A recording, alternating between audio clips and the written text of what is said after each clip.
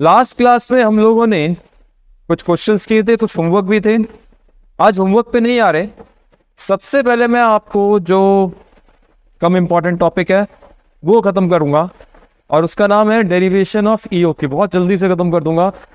आपका मैंने जो आपको tinyurl.com वाला लिंक दे रखा है उसके अंदर इसका पूरा डेरिवेशन डाल रखा है। देखिए, ईओक्यू के डेरिवेशन पे है दो मेथड्स हैं। पहला नॉट रिकमेंडेड, ये आपको वैसे भी देखो डेरिवेशन करो ना करो कोई फर्क नहीं होता, लेकिन फिर भी मैं करा देता हूँ। पहला क्या है, जब ईओक्यू ऑर्डर क्वांटिटी होती है तब क्या होता है, कैरिंग कॉस्ट किसके बराबर होती है, ऑर्डरिंग कॉस्ट। ठीक है या नहीं? अब कैरिंग कॉस्ट निकालते कैसे, ऑर्डर क्वांटिटी डिवाइड बाय 2, ये समझाने की मेरे ख्याल से जरूरत तो है नहीं, multiplied by carrying cost per unit. और ऑर्डरिंग कॉस्ट कैसे निकालते हैं, number of orders times ordering cost per order. अच्छा, नंबर ऑफ ऑर्डर्स को मैं एक और चीज लिख सकता हूं, annual requirement divide by order quantity. सोचो सही है या नहीं? आपने कहा सर इसके बाद कि अगर मैं इसको सिंप्लीफाई करूं, अगर मैं इसको सिंप्लीफाई करूं तो ये बन जाएगा ऑर्डर क्वांटिटी का square is equal to 2AO upon C. देखो ये है सी, ये है ए, ये है ओ। ऑर्डर क्वांटिटी उठ के इधर चला गया, 2 उठ के ऊपर चला गया और कैरिंग कॉस्ट नीचे आ गया, तो ये हो गया। अगर आपको घर पे बैठ के देखना हो रिलैक्स वे में देख सकते हैं। ठीक है। वे टू क्या कहता है, डिफरेंशिएशन। अब आपने कहा कि सर ये तो मेरे को समझ में आ गया क्योंकि यहाँ पे ऑर्डर क्वांटिटी ईओक्यू के बराबर थी, तो ईओक्यू का square is equal to 2A upon C. तो ईओक्यू क्या हो गया, अंडर रूट 2AO अपॉन सी। पहले बताओ किसको ये समझ में नहीं आया? आ गया? अब देखो सेकेंड वे है, बहुतों को समझ में नहीं आएगा, इसलिए जिसको समझ में ना आए वो इग्नोर कर दे। डिफरेंशिएशन इसके लिए आना चाहिए कैलकुलस। इसके अंदर क्या होता है, इन्वेंट्री कॉस्ट किसके बराबर होती है, carrying cost plus ordering cost. सही है या गलत है? याद रखना, हमने डिफरेंशिएशन में पढ़ा था, मैं आपको थोड़ा दिखाता हूं अगर याद हो तो। नहीं भी आएगा याद तो ये मत सोचना सर याद नहीं आ रहा, क्या करें, छोड़ दें, क्या करें, बिल्कुल नहीं सोचना। आपको उस केस में इतना परेशान होने की जरूरत नहीं है। मैंने यहाँ पे जानबूझ के आपकी मैथ्स की फाउंडेशन की बुक डाउनलोड कर ली है। यह आपकी मैथ्स की फाउंडेशन की बुक है। अगर आप ध्यान से देखें, मैं आपको दिखा देता हूं, शायद आपने थोड़ी बहुत पढ़ी हो, नहीं भी पढ़ी तो कोई बात नहीं, या क्योंकि अब तो इंटर में है। आपने कहा कि सर यहां पे होते थे higher order differentiation. Higher order differentiation में क्या होता था, हायर ऑर्डर डिफरेंशिएशन में होता था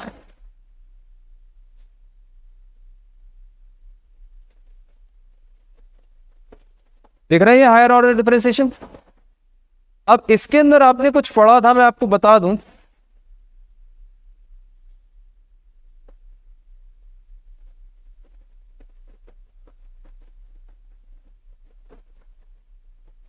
ये देखिए, आपने पढ़ा था मैक्सिमम और मिनिमम करने के लिए A-X क्या है, इसका मतलब होता है फर्स्ट ऑर्डर डिफरेंशिएशन। A-X क्या होता है, फर्स्ट ऑर्डर डिफरेंशिएशन। वो किसके बराबर होना चाहिए, जीरो के। वो किसके बराबर होना चाहिए, जीरो के। आपने कहा ठीक है, तो इसको किसके बराबर रखना पड़ता है, जीरो के। अब फर्स्ट ऑर्डर डिफरेंशिएशन कैसे होता है, अगर आप ध्यान से देखें, फर्स्ट ऑर्डर डिफरेंशिएशन में होता है, जैसे आपने ये आपकी इन्वेंट्री कॉस्ट का मैंने ये लिख दिया, बिल्कुल सेम चीज लिखी है। टोटल इन्वेंट्री कॉस्ट को मैंने टीसी लिख दिया, इसको आपने बोल दिया quantity upon 2 into carrying cost per unit. फिर मैंने बोल दिया annual requirement upon order quantity into ordering cost per order. समझ में आ गया? ठीक है। अब आपने कहा कि सर इसको अब सिर्फ वेरिएबल्स में लिख दिया, जैसे क्वांटिटी की जगह क्यू लिख दिया, कैरिंग कॉस्ट की जगह सी लिख दिया, एनुअल रिक्वायरमेंट की जगह ए लिख दी। फिर मैंने फर्स्ट ऑर्डर डिफरेंशिएशन किया। अब ये मुश्किल होता है, इसके लिए आपको डिफरेंशिएशन पढ़ना पड़ेगा। मैं इस पर नहीं सिखा पाऊंगा, हल्का सा मैंने आपको बता देता हूं, अगर समझ में आए तो वेल एंड गुड है, नहीं आए तो छोड़ देना। जैसे लिखा हो, मान लो जैसे यहां पे है एक्स स्क्वेयर अपॉन 3, जब आप इसको डिफरेंशिएशन करेंगे तो हो जाएगा 2x अपॉन 3, समझे। अगर यहां लिखा है एक्स क्यूब अपॉन 3, तो इसको अगर डिफरेंशिएशन करेंगे तो क्या बन जाएगा 3x स्क्वेयर अपॉन 3। समझ में आया तो ठीक है, नहीं आया तो कोई बात नहीं। तो आपने कहा ये बन गया इससे डिफरेंशिएट करने के बाद ये। अब जिसको नहीं आता मैं उसको डिफरेंशिएशन तो पढ़ाऊंगा नहीं, क्योंकि पेपर में कोई डेरिवेशन तो आएगा नहीं। कराया डेरिवेशन इसलिए जाता है कि अगर कल को मन करे, उतावलापन आए, तो देख लो भैया ये है तरीका, ये क्यों बना था, मैथ्स वालों ने क्या बनाया था। और फिर आपको मालूम है किसी चीज को ऑप्टिमाइज करते हैं, उसके लिए इसको 0 के बराबर रखते हैं। तो इसको हमने जब डिफरेंशिएट करने के बाद इक्वल टू 0 किया और सिंप्लीफाई किया तो हमारे पास ये वैल्यू। अब आपने डिफरेंशिएशन नहीं पढ़ रखा कईयों ने, तो मैं इस पे ज्यादा डेप्थ में नहीं जाऊंगा। जिसने डिफरेंशिएशन पढ़ा है he or she may ask me any doubt if they have। जिसने नहीं पढ़ रखा प्लीज मत पूछिए, यही मेरी रिक्वेस्ट रहेगी। याद कर लो, जैसे अब तो मैथ्स से तुम्हारा नाता छूट ही चुका है, तो अब याद कर लो यार, है ना, कि यही फॉर्मूला है। चलो विद दिस मैं मान के चल रहा हूं आपको ये क्यू अच्छे से क्लियर हो गया है। अब मैं आगे कहां बढ़ रहा हूं, अब मैं आगे बढ़ रहा हूं आपके कॉस्टिंग के ऊपर। हम लोग कहां पे थे कॉस्टिंग में, थोड़ा मुझे याद दिलाएंगे आप लोग, कितने क्वेश्चन कर लिए थे हमने। 13th किया था, 14th होमवर्क दिया था। 14th को होमवर्क दिया, मैं अभी क्लास में कराना चाह रहे हो अलग से करूं, हो गया, ट्राई किया था 14, ट्राई किया नहीं किया, अरे किया ही नहीं। अच्छा मेरी टेबल पे पड़े होंगे ले यार कुछ, मेरी टेबल। चलो अब आ गए हम किस पे, 14th के बाद, 14th होमवर्क है, एक बार ट्राई करिएगा, मैं अलग से करा दूंगा। 15th पे आ गए, लेकिन 15th करने से पहले मैं EOQ को जड़ से मैं खत्म करना चाहता हूं और कुछ नए कॉन्सेप्ट कराना चाहता हूं। और कुछ लिखवाऊंगा भी, नेचुरल सी बात है, ठीक है, कुछ लिखवाऊंगा भी।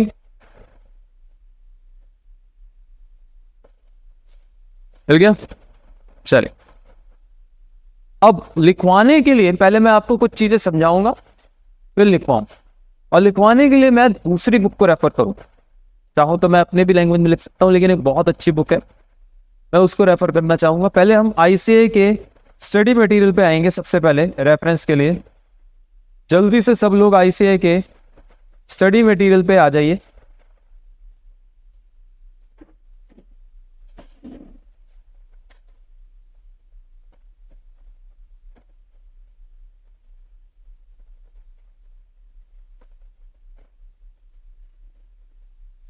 आ गए। अब देखिए मैंने इसमें, क्योंकि आज तक स्टडी मटेरियल हमने छुआ नहीं, और मैं हर बार बोलता हूँ थ्योरी के लिए स्टडी मटेरियल यूज करना है, मैंने इसमें बहुत थोड़ी थोड़ी चीजें आपको बताई हैं, बहुत थोड़ी थोड़ी। जैसे कि आप मटेरियल रिसीव करते हैं, आप किस तरीके से परचेज ऑर्डर वगैरह इश्यू करते हैं, ये हल्का फुल्का मैंने बताया, बहुत ज्यादा नहीं बताया। मेरे को अभी धीरे धीरे प्रोसेस में मैंने बताया था, आपको बताऊंगा, ठीक है। एक चीज मुझे दिख गई है, इसलिए मैं इसको यहीं पे खत्म कर देता हूं। बिल्स ऑफ मटेरियल बताऊं, बिल्स ऑफ मटेरियल क्या होता है। आपने मान लीजिए एक पेन बनाना है, क्या बनाना है, पेन। अब इस पेन को बनाने के लिए, आपको क्या क्या चाहिए, आप मेरे को कुछ बोल सकते हैं, बता सकते हैं क्या क्या मेरे को चाहिए। प्लास्टिक चाहिए मान के चलिए 100 ग्राम, मेटल चाहिए लेट से 50 ग्राम, और क्या चाहिए? इंक चाहिए, लेटर से 10 ग्राम, मुझे नहीं मालूम, ऐसे ही रैंडमली कुछ भी बोल रहा हूँ। अच्छा, निब चाहिए से 1 निब चाहिए, परचेस करनी पड़ती है मान के चलो। और कुछ रह गया क्या?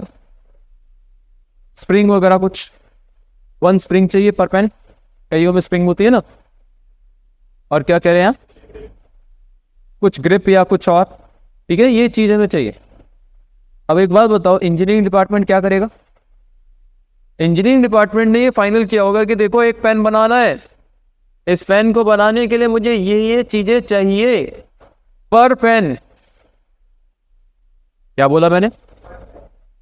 पर पेन मुझे क्या क्या चाहिए, आपने जैसे भी बताया, plastic, rubber, grip, nib, ink, 10 gram, 20 gram, 50 gram. ये कहां लिखा होगा?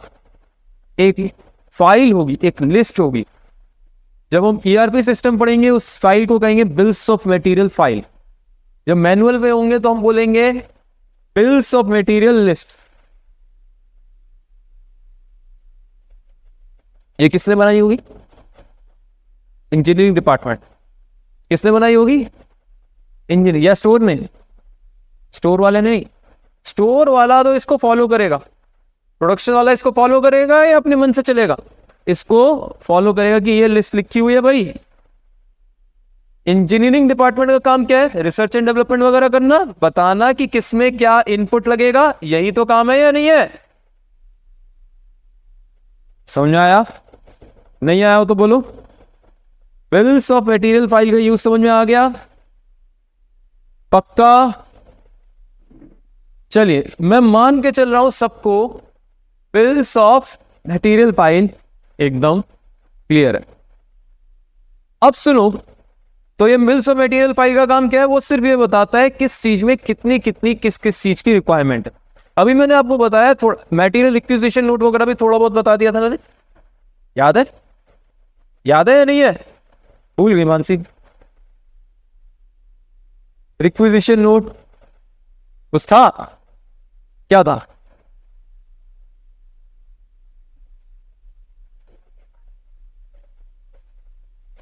चलो आपको मैं हल्का सा याद दिला देता हूं, बस बड़ी सीधी सी बात है। रिक्विजिशन नोट ये बताता है कि कितनी कितनी इनपुट की हमें नीड है, चाहे वो परचेज को भेजो चाहे कहीं भी भेजो, पॉइंट है रिक्विजिशन नोट ये है। चलो अभी बहुत ज्यादा डिटेल में इसमें नहीं जा रहे, क्योंकि हमें धीरे धीरे करके ये सारी चीजें सीखनी है। हमें क्या है? ये सारी चीजें सीखनी है, लेकिन धीरे धीरे करके। जैसे आज एक नई चीज सिखा दी, क्या सिखाई? Bills of material file. चलो आगे आ गए हम लोग कहां? अच्छा, ये सारी थ्योरी पढ़नी है आपने, धीरे धीरे जो जो आपका टॉपिक होता जाए वो थ्योरी पढ़ते जाओ। जितना समझ में आया बढ़िया है, नहीं आएगा तो मैं धीरे धीरे पढ़ा ही रहा हूं। अच्छा,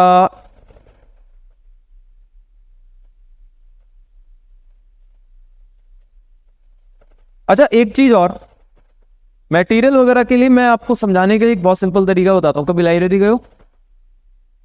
लाइब्रेरी गए हो कि नहीं गए? स्कूल की लाइब्रेरी नहीं गए कभी आप? अबे यार ऐसे मत करो तुम यार, अब लाइब्रेरी नहीं देखी तुमने?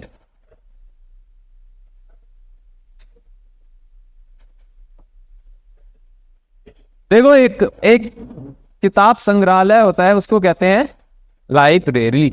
लाइब्रेरी, सॉरी, क्या बोलूं, अब तंग करते तुम लोग, नहीं गए तो मैं क्या बोलूं। अच्छा चलो, नहीं गए। उसका काम क्या होता है? बुक्स को पढ़ने के लिए देता है वो। उसका काम क्या होता है? वो कहता है लो भाई ये बुक्स घर ले जाओ और पढ़ के लेके आओ, वापस वापस करना, दूसरी बुक ले जाना। ये लाइब्रेरी का काम होता है। पक्का पता है आपको? समझ लो आप, नहीं गए तो मतलब उसके आगे एक कार्ड लगा पड़ा होता है, लाइब्रेरी कार्ड कहते हैं उसको। आप लेके जाते हो तो लाइब्रेरियन क्या करता है, उस पर डेट लिख देता है कि इस तारीख को इशू की, बुक के ऊपर अपने रजिस्टर में भी लिख लेगा, वो कार्ड उसमें से एक निकाल के अपने पास रख लेगा। पक्का याद है? याद है कैसे होता था? नहीं याद? सच्ची तुम लोग कभी लाइब्रेरी नहीं गए यार? तुम नाम सुनते पिटाई लाऊंगा ऐसी पिटाई लाऊंगा, सीधा कर दूंगा। नाम सुने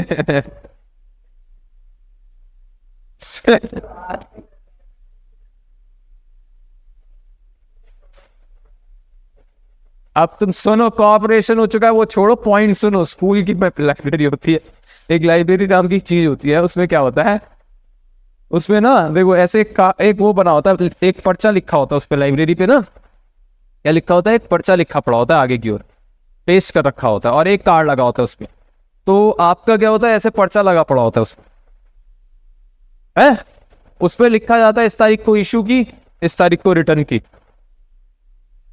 है ना।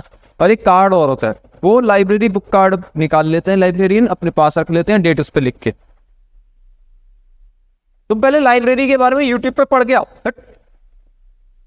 सबके सब लाइब्रेरी क्या होती है पढ़ना।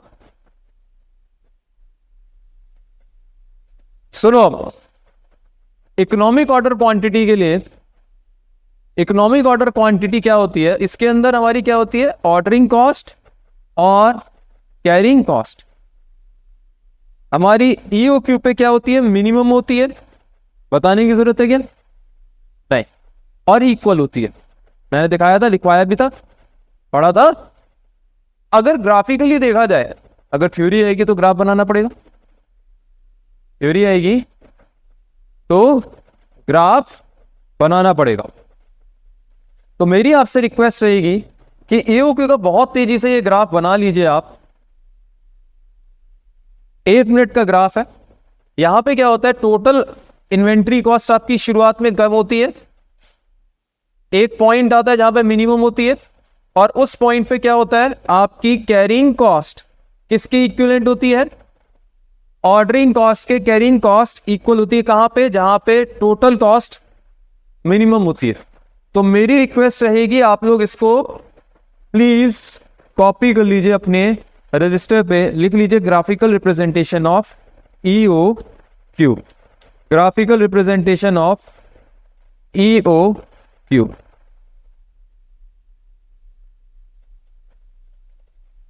जल्दी लिखिए।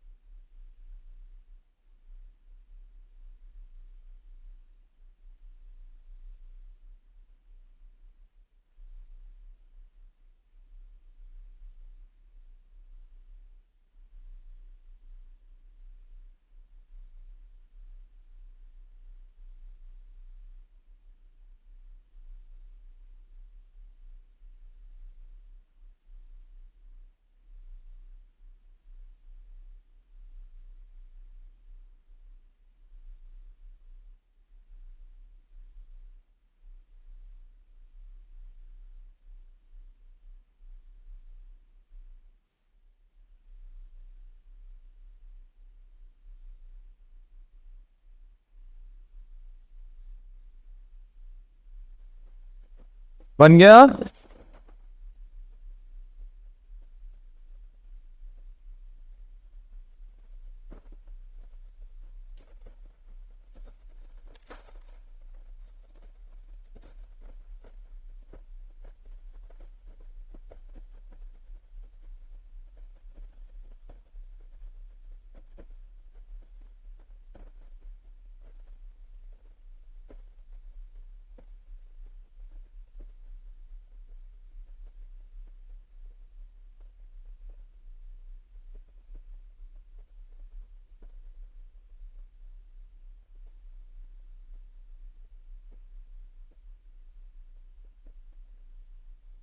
क्या मैं मान लूं सबने लिख लिया है?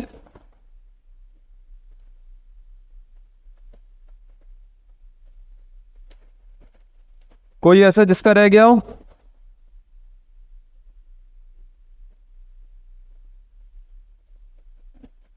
जल्दी करो, रवेश फास्ट, टाइम नहीं लगाते।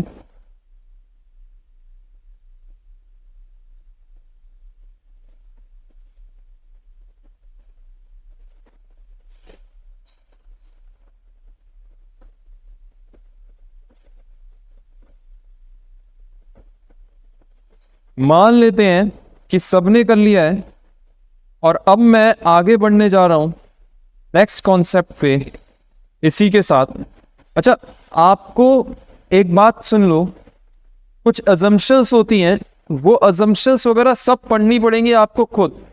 मतलब ऐसे मत सोचना कि सर ने ऐसे ही छोड़ दिया अजम्पशंस खुद पढ़ने के लिए, नहीं, मैं आपको ऐसे नहीं छोड़ा। बस मैं आपसे इतना कह रहा हूं कि अजम्पशंस खुद पढ़िए, आपको समझ में आ जाएगा।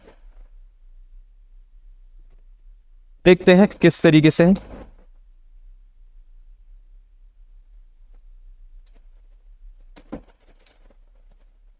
ये आपकी assumptions है। अगर आपको किसी को भी घर पे कोई assumption समझ में ना आए, प्लीज मुझसे पूछ लीजिए, मैं आगे बढ़ जाऊंगा। है? सुनो, ये सब याद करनी है, पेपर पैटर्न बदलेगा। बहुत सारे टीचर्स और स्टूडेंट्स गलतफहमी में है कि कॉस्टिंग में कोई चेंज नहीं आया न्यू कोर्स में, उनको दिख जाएगा पेपर में कितना चेंज आएगा। एक एग्जांपल, आप सबके पास आईसीआई का स्टडी मटेरियल है, ऑनलाइन भी पढ़ा है, ओल्ड कोर्स का भी पढ़ा है और न्यू कोर्स का भी। आप डाउनलोड करके मार्जिनल कॉस्टिंग चैप्टर चेक कर लीजिए, उसमें आपको बीच बीच में छोटे छोटे चेंज दिख जाएंगे। होता क्या है, मतलब आप ऐसे रैंडमली क्वेश्चन भी कुछ पेज नंबर 39 निकालना, ओल्ड सिलेबस का स्टडी मटेरियल, न्यू का, आपको अंतर दिख जाएगा। फिर फर्दर आपने एक चीज और करनी है, कंपल्सरीली सबने आईसीआई की वेबसाइट पे मैं आपको दिखाऊंगा कहां एमसीक्यू है। आपको कंपल्सरीली सबने हर चैप्टर फिनिश होने के बाद सारे एमसीक्यू करने, एक भी आप एमसीक्यू नहीं छोड़ेंगे, क्योंकि एमसीक्यू आपका सक्सेस का सबसे अच्छा रास्ता है। बात समझे या नहीं समझे? और इनिशियल 3-4 अटेम्प्ट तक आईसीआई जनरली अपने ही एमसीक्यू देगा, ये भी देख लेना, बहुत कम नए होंगे। तो तुमने अगर वो एमसीक्यू रट भी लिए ना, तो 30% मार्क्स तुम्हारे मजे के, जनरली बोलो, क्योंकि 30 मार्क्स के एमसीक्यू आने हर सब्जेक्ट में। अब ये आपका हो गया ईओक्यू, मैं मान रहा हूं सबको क्लियर है।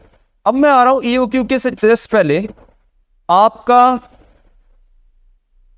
यहां पे कुछ दे रखा है रीऑर्डर लेवल वगैरह। अगर आपके पास स्टडी मटेरियल है तो घर पे देख लेना, पेज 2-2.22 पे मिलेगा आपको रीऑर्डर लेवल वगैरह क्या होता है। और मुझे कुछ समझाना है, क्योंकि आपको थ्योरी इससे भी पढ़नी पड़ेगी और मैं थोड़ा लिखवाऊंगा, इसमें इतनी अच्छी नहीं लिखी इसीलिए मेरे को लिखवानी पड़ेगी। आपको ये पूरी कहानी जो है, सुनो, पहले समझो रीऑर्डर लेवल है क्या। मेरे को दोबारा से ऑर्डर करना है, तो किस लेवल पे मैं ऑर्डर करूं? आपने कहा सर मीनिंग समझ में नहीं आया, ये लाइन का, एक सेकेंड, यहां पे ग्राफ बना रखा है क्या? नहीं तो मैं बनवाता हूं, अगर बना रखा होगा तो स्किप कर दूंगा, नहीं तो मैं बनवाऊंगा। चलो मैं बनवाता हूं। इस पे ग्राफ स्किप कर रखा है शायद, या ऊपर नीचे कहीं होगा,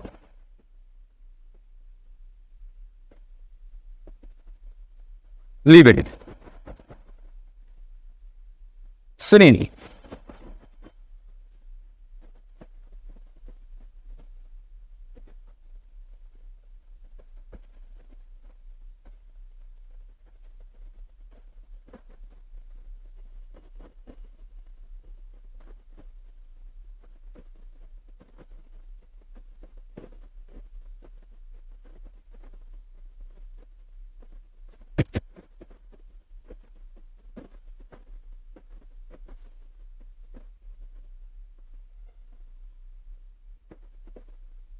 अगले टॉपिक का नाम डालिए इन्वेंट्री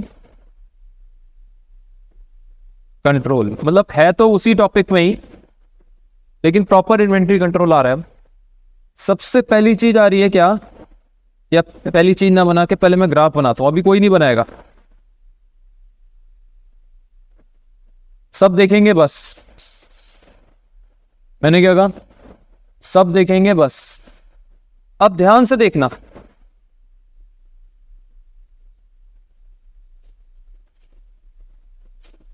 क्योंकि मेरे से गलती हो सकती है बनाने में, इसीलिए कह रहा था। ये आपने ऑर्डर किया, मान के चलिए आपने 3000 यूनिट्स ऑर्डर किए। At the end of month क्या होगा या ईयर क्या होगा, 0 हो जाएंगे, ये जितना भी टाइम पीरियड है। फिर आप क्या करोगे, ऑर्डर करोगे, ये फिर ऐसे ही चलेगा और ये क्या हो जाएंगे, 0 हो जाएंगे। फिर आप ऑर्डर करेंगे, फिर ये क्या होगा, 0 हो जाएंगे। सही है गलत है, अभी मेरे को बोलने तो दो, सिखाया ही नहीं। आप पहले पूरे क्वेश्चन पूछ लोगे तो फिर कैसे हो जाएगा, है या नहीं। अभी सिखाया नहीं है मैंने कुछ, पहली लाइन पे हूं। अब क्या होगा, आप ये कह रहे हैं, आप ये सोच रहे हैं कि सर, जैसे मैंने आपकी मदर का एग्जांपल लिया था कि मदर क्या करती है, सेफ्टी स्टॉक रखती है कुछ अपने पास। मैं यहां पे कुछ सेफ्टी स्टॉक रखूंगा नीचे, अभी उस पे नहीं आ रहा हूं, अभी मैं उस सेफ्टी स्टॉक पे नहीं आ रहा हूं। अभी मैंने सिर्फ इतनी सी बात बोली है, 0 हो जाया करेगा, अभी कोई सेफ्टी स्टॉक नहीं है। अब आप कहोगे एक लेवल होना चाहिए जहां पे मैं गुड्स को दोबारा ऑर्डर कर सकूं। अभी लेवल कैसे डिसाइड होगा, मान लो ऑन एवरेज पेन के लिए प्लास्टिक मंगाने में लगते हैं 3 दिन। समझिए क्या बोल रहा हूं, कितने दिन लगते हैं, और 3 दिन की इन्वेंट्री है 1000 या 900 सिंपल के लिए। तो जैसे ही 900 लेवल पे मैं रीच करूंगा, ऑटोमेटिकली मेरा ERP system, ERP automatic system को कहते हैं, वो छोड़ दो, और आप क्या करोगे, अभी मैनुअल है, ईआरपी कुछ नहीं है, आप क्या करोगे, ऑर्डर कर दोगे। तो आप इसको क्या बोलोगे, री ऑर्डर लेवल बोलोगे कि नहीं बोलोगे, बताओ क्यों बोलोगे, क्योंकि यहां पे रीच करते ही आपने क्या किया, दोबारा से ऑर्डर कर दिया। और ये कैसे बनाया आपने, आपने कहा रीऑर्डर लेवल कैसे है, रीऑर्डर लेवल कह रहा है कि नॉर्मली मेरा, नॉर्मल या एवरेज बेस पे मेरे को 3 दिन लगते हैं। कितने दिन लगते हैं, 3 दिन लगते हैं। जो आने और ऑर्डर करने और रिसीव करने का टाइम ना, उसको आपको अगर याद हो, मैंने लास्ट क्लास में आपको उसका टर्म सिखाया था, उसे कहते हैं लीड टाइम। जिस दिन मैंने ऑर्डर किया और जिस दिन मेरा रिसीव हुआ, उन दोनों के बीच के टाइम पीरियड को मैं क्या कहता था, लीड टाइम। कुछ याद आया, आ गया ना।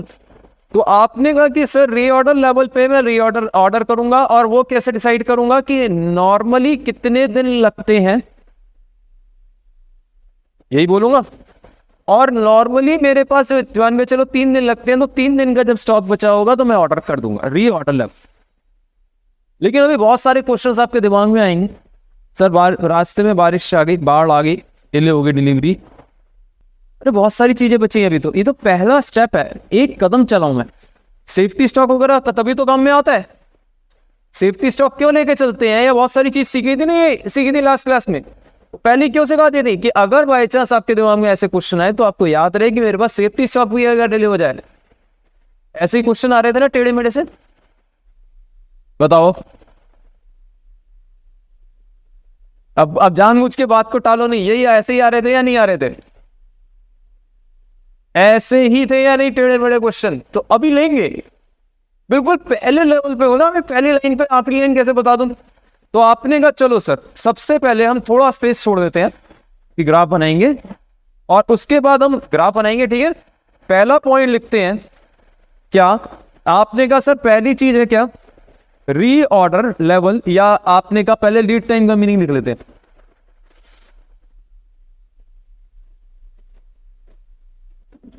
लीड टाइम लिखो, the time gap, the time gap between the date of placing the order, the time gap between date of placing the order and the date of receiving the material,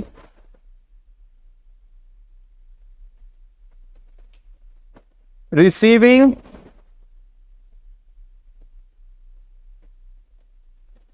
the material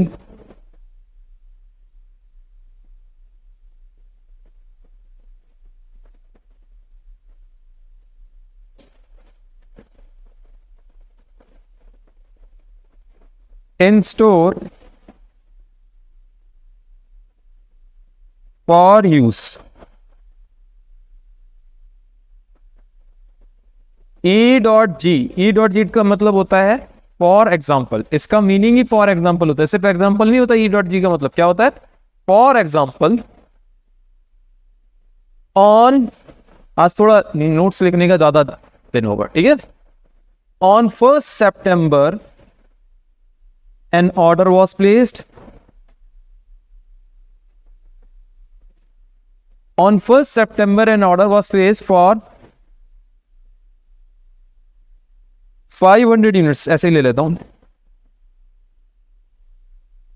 ठीक है?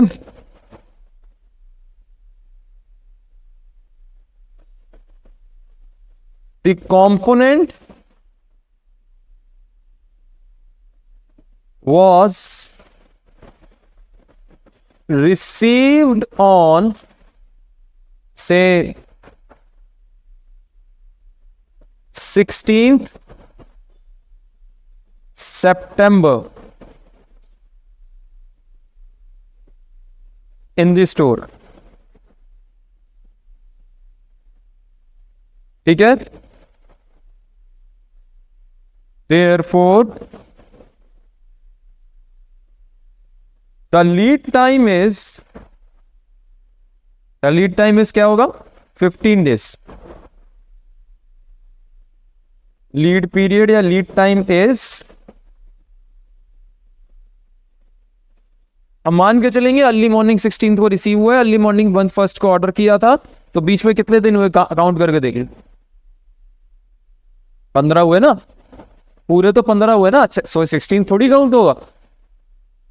बात समझ में आई या नहीं आई? जैसे 1st को order किया, 2nd को रिसीव हो गया, तो 2 दिन थोड़ी हुए।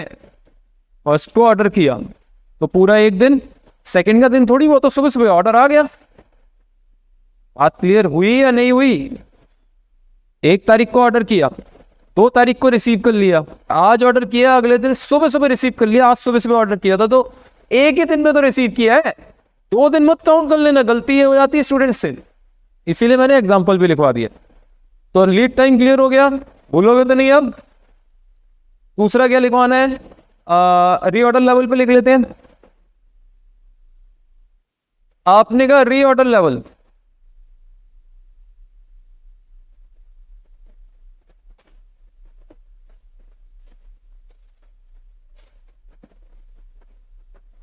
it is the point at which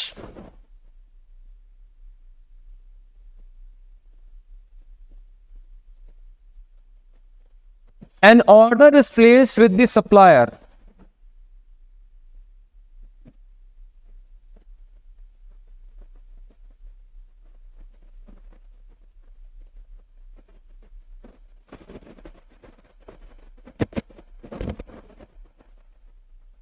किस चीज के लिए? For replenishment of stock.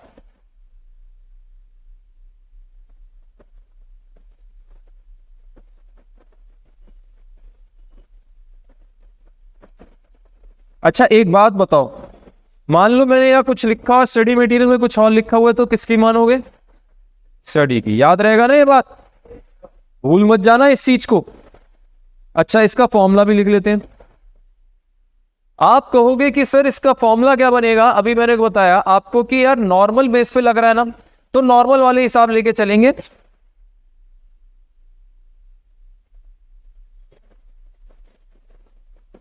पहले एक मिनट रुक जाओ, ऐसे लिखो, ऐसे नहीं, ये लिखो व्हेन, एडिंग बनाओ, when a safety stock is maintained by the organization।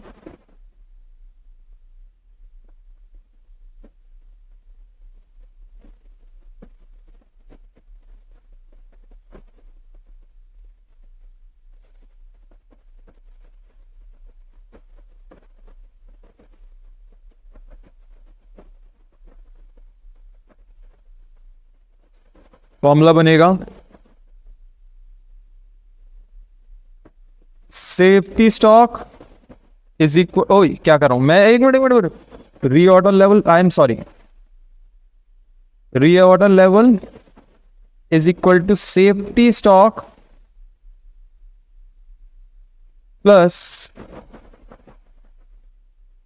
Average या नॉर्मल, एवरेज या नॉर्मल कंजम्पशन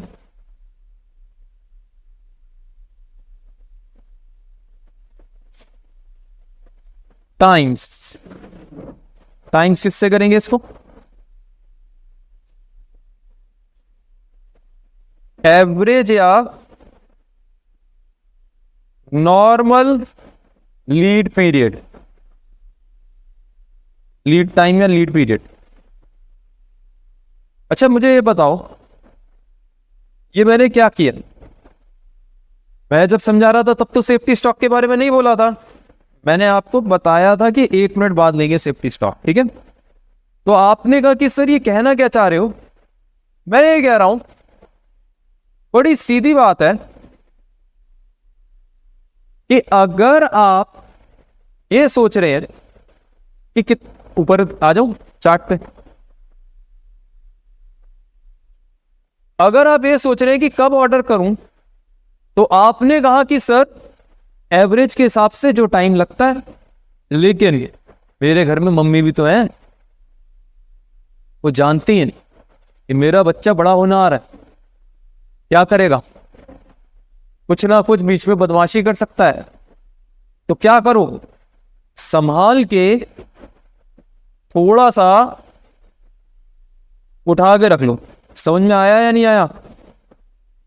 उन्होंने क्या कहा? छुपा के थोड़ा सा संभाल के रख लो, और इसको वो बोलती हैं क्या? सेफ्टी के लिए रखा हुआ है। अब समझ में आया रीऑर्डर लेवल क्या हुआ? आया या नहीं आया समझ? नहीं आया तो बोल दो भाई, कितना टाइम लग रहा है, उस टाइम में कितना यूटिलाइज हो रहा है। जैसे 900 अगर यूनिट्स बचे हुए हैं, ठीक है, तो आप ये लेके चलेंगे, यहां से यहां तक का स्टॉक अलग है। अगर आप ये 0 से भी ले सकते हैं, चालू कर सकते हैं, और ये मान के चलिए आपने 500 यूनिट्स अलग रखे हुए हैं, या आप क्या लीजिए, ये आप 0 से ना लीजिए, आप ये लीजिए क्या 500 और ये ले लीजिए 0, चॉइस आपकी है, ठीक है ना? आपको सोचना है कि आप कैसे लेके चलेंगे। हम लोग इस चीज पे बहस नहीं करेंगे, क्योंकि इस चीज की बहस में आपको कल ही सिखा चुका हूं। लास्ट क्लास में मैंने आपको बताया था कि अगर एवरेज स्टॉक निकालना हो 2 तरीके हैं, एक क्वेश्चन में कराया था। पहला तरीका क्या था, याद आया? 2 तरीके बताए थे। एक मैंने कहा था 3000 की जगह लीजिए 4000 और क्लोजिंग स्टॉक लीजिए 1000 अपॉन 2, और दूसरा मैंने कहा था कि आप 1000 अलग उठाकर रख दीजिए, याद आया? और ओपनिंग लीजिए 3000, क्लोजिंग लीजिए 0 अपॉन F2 दो तरीके सिखाए थे कि नहीं सिखाए थे? पक्का याद आया? डंडी गिर गई, सौरभ बाबू भूल गए? नहीं याद? आज नहीं याद? नहीं याद ना? झूठ बोल रहा है ना? झूठ बोल रहा है? चेक कर नाथ साकिर इसका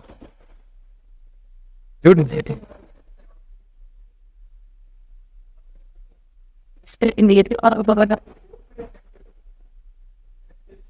नहीं, जीरो लेवल तक थोड़ी।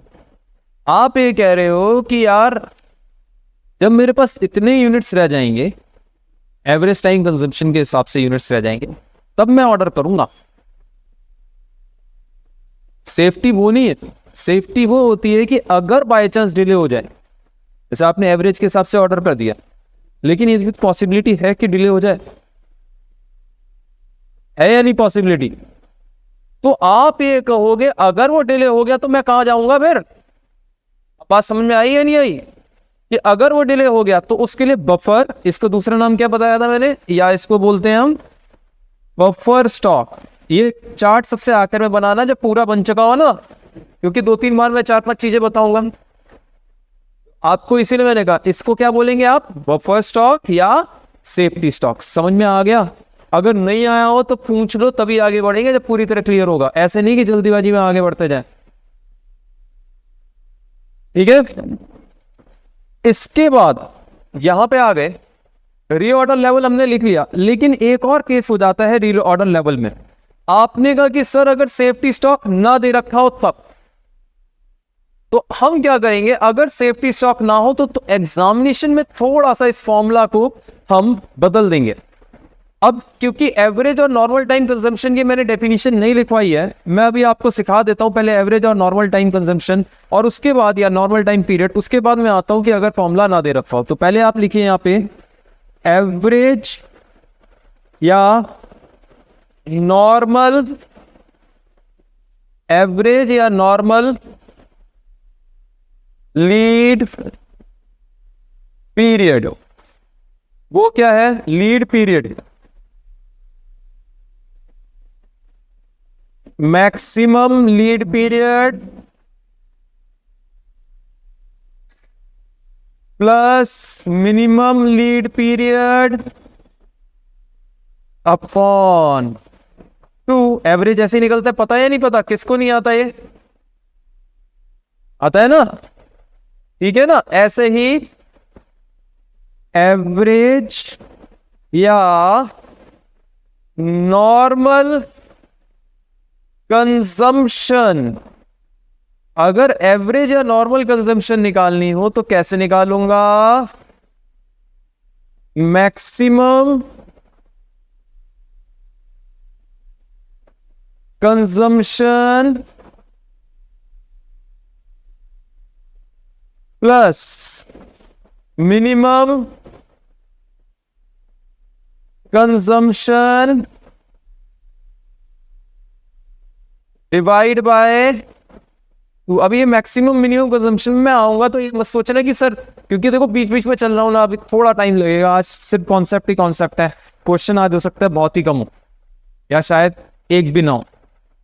आप लोग फिर कहोगे कि सर आपने कराया नहीं, मैं क्या करूं, बीच में कॉन्सेप्ट है, मेरे को जब तक मीनिंग नहीं बताऊंगा क्वेश्चन कैसे कराऊं?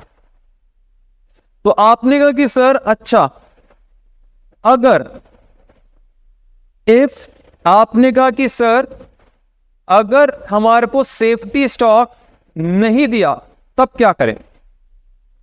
अगर मुझे सेफ्टी स्टॉक नहीं दिया, if safety stock is not provided,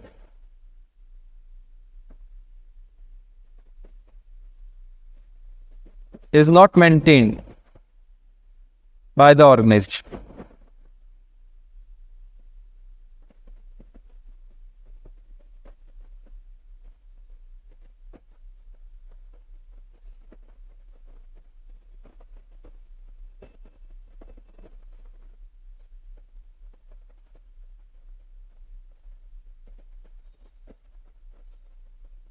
बताऊं?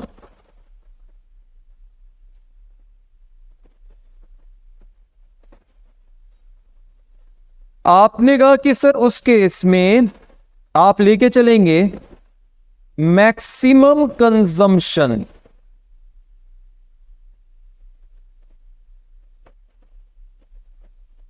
Maximum consumption per day per week वगैरह multiplied by maximum lead time या लीड पीरियड, कुछ भी लिख दीजिए। मतलब अगर सेफ्टी स्टॉक दिया है, अच्छा एक चीज और बताऊंगा, सुनना ध्यान से, अगर सेफ्टी स्टॉक दिया है तो कौन सा फॉर्मूला लेंगे, ऊपर वाला, और सेफ्टी स्टॉक नहीं दिया तो कौन सा लेके चलेंगे, नीचे वाला। आप ऐसे क्या कहेंगे, ये क्या है, नीचे वाला फॉर्मूला क्या है, पहले ये समझो। आप कह रहे हो कि सर 3 दिन नॉर्मली मेरे को रविश ने बताया था इसकी प्लास्टिक आने में लगेंगे, कितने दिन बताए थे, 3 डेज। मैंने कहा रविश एक बात तो बताओ कि ऐसी भी पॉसिबिलिटी है कि ज्यादा लग जाए। उसने कहा सर अगर बाई चांस ऐसे पॉसिबिलिटी है कि रेन ज्यादा आ गई, उस लोकेशन में जहां से आ रहा था रेन आ गई, फ्लड आ गया, आपका अर्थक्वेक आ गया, इन दैट सिचुएशन, या कुछ रेन फ्लड वगैरह तो एक्सट्रीम सिचुएशन हो गई, अब नॉर्मल सिचुएशन में ही ऐसा हो गया कि ट्रेन लेट हो गई, ट्रेन कैंसिल हो गई जिससे गुड्स आते हैं, कुछ स्ट्राइक हो गई लेबर की। बात समझ रहे हो मैं कहना क्या चाह रहा हूं। आपके साथ कुरियर में हुआ है ना, जिस दिन एस्टिमेटेड डेट होती है कई बार आगे बढ़ जाती है कि नहीं बढ़ जाती। तो आपने कहा सर वो पॉसिबिलिटी तो है। अब मैं आपको अपना एग्जांपल बताता हूं। मैं दुबई जा रहा था, मैंने इंटरनेशनल लाइसेंस अप्लाई किया, मैं बड़ा खुश कि दुबई जाऊंगा, अपना आराम से कोई सी भी कार चलाऊंगा। अब यहां पे इंटरनेशनल लाइसेंस आना था 2 दिन पहले मेरी फ्लाइट से, वो आया 2 दिन बाद मेरी फ्लाइट के। मैं सब जगह चक्कर काट लिया, स्पीड पोस्ट में अटका हुआ था, हर दुकान पे उस पे वो आया, वो कह रहा है यहां से आगे बढ़ गया, वहां से पीछे पहुंचा, पता नहीं कहां था। फिर आखिर में वहां जाके मैंने चुपचाप बिना इंटरनेशनल लाइसेंस के थोड़ी बहुत चलाई, ज्यादा नहीं, वो साइड में बैठा, थोड़ा बहुत बिल्कुल ओपन खाली रोड तब चलाई। क्या करूं, इंटरनेशनल लाइसेंस नहीं आया। मुझे मालूम है मेरे नुकसान हुआ, आपको भी लगा होगा यार क्या है, क्या नुकसान हुआ तगड़ा, ऐसा होता है। तो सेम चीज आप ऐसे में क्या करोगे, आप कहोगे कि सर सेफ्टी स्टॉक तो आपने मेंटेन कर नहीं रखा। सेफ्टी स्टॉक हो तो घबराने की कोई बात नहीं, अगर लेट भी हो जाए तो कहां से यूज हो जाएगा, सेफ्टी स्टॉक से यूज हो जाएगा। सही है या नहीं है। अब आपने सेफ्टी स्टॉक मेंटेन ही नहीं कर रखा, अब घबराहट की बात आ गई कि नहीं आ गई। तो आप कहेंगे सर ऐसे में कहां पे ऑर्डर करेंगे, तो किस हिसाब से ऑर्डर करेंगे। आप कहेंगे यार लेट हो गया ना, मेरा काम रुक जाएगा, स्टॉक आउट कॉस्ट लग जाएगी। स्टॉक आउट कॉस्ट क्या होती है, मैंने लास्ट क्लास में समझाया था कि देखो मेरी लेबर खाली बैठी रहेगी, मेरे यहाँ हो सकता है इंश्योरेंस का खर्चा हो, स्टोरेज का खर्चा हो, मेरा वेयर हाउस का रेंट हो सकता है मेरी बिजली लग रही हो सकता है मेरा जो ऑर्डर मैं डिलीवर टाइम में ना करूं उसकी वजह से मेरे को पेनल्टी देनी पड़े, हो सकता है मेरा कस्टमर नाराज होकर भाग जाए। वो बहुत सारी बातें हैं या नहीं है। आज समझे क्या कहना चाह रहा हूं, आज समझे क्या, बहुत सारी पॉसिबिलिटीज है नाराजगी की। तो आपने कहा कि सर इन सारी पॉसिबिलिटीज को कैसे कंट्रोल करें, ज्यादा से ज्यादा वाला लेके चल लूं। तो रीऑर्डर लेवल 2 तरीके के हो गए। पहला क्या, पहला अगर सेफ्टी स्टॉक दिया है तब कौन सा लेवल लेके चलोगे, average stock level consumption times average lead time. और अगर सेफ्टी स्टॉक नहीं दिया तो maximum consumption times maximum lead time. अब आपको ये भी पता है, मैक्सिमम पता चल गया तो मिनिमम पता चल गया, तो आपको ये भी समझ में आ गया होगा ये मैं कहना क्या चाह रहा था, एवरेज कैसे निकालेंगे। अब आ गया ना समझ में, मैं यही कह रहा था 2 मिनट लगेंगे, समझ में सब आ जाएगा। आज की क्लास थोड़ी बोरिंग रहेगी, सिर्फ कॉन्सेप्ट है, थोड़ी सी बोरिंग रहेगी, ठीक है। मैं पहले ही रिक्वेस्ट करी है आपसे इसीलिए। चलो ये हो गया आपका। आपने कहा कि सर ये मेरे को अच्छे से क्लियर हो गया किस तरीके से सेफ्टी स्टॉक है, किस तरीके से रीऑर्डर लेवल है। अगर लीड टाइम, अगर मेरे को ये ना दे रखा हो कि सेफ्टी स्टॉक मेंटेन है तो कौन सा लेके चलेंगे फॉर्मूला, फॉर्मूला पढ़ के बताओ। सेफ्टी स्टॉक नहीं दे रखा तो क्या होगा फॉर्मूला रीऑर्डर लेवल का? Maximum consumption times maximum lead time. और अगर सेफ्टी स्टॉक दे रखा है तब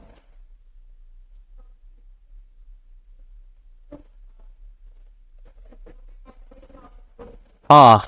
अच्छा एक चीज याद रखना, बॉड मास लगता है इसमें, कईयों को नहीं आता होगा, मल्टीप्लाई हमेशा पहले होगा एज कंपेयर टू प्लस। मतलब बॉड मास में क्या होता है, पहले प्लस होगा या पहले मल्टीप्लाई। आप कहोगे पहले मल्टीप्लाई, जिसको नहीं आता उसके लिए बता रहा हूं, ठीक है। आपने कहा यहां तक मेरे को अच्छे से क्लियर हो गया क्या होता है। अब आईसीए का स्टडी मटेरियल इस पे कंफ्यूज है, और उन्होंने क्या किया, इसके दोनों फॉर्मूला दे दी। इसके शायद यहां पे दो फॉर्मूला है, ये देखो। मिनिमम स्टॉक लेवल भी कहा जाता है रीऑर्डर लेवल को, सेफ्टी स्टॉक को,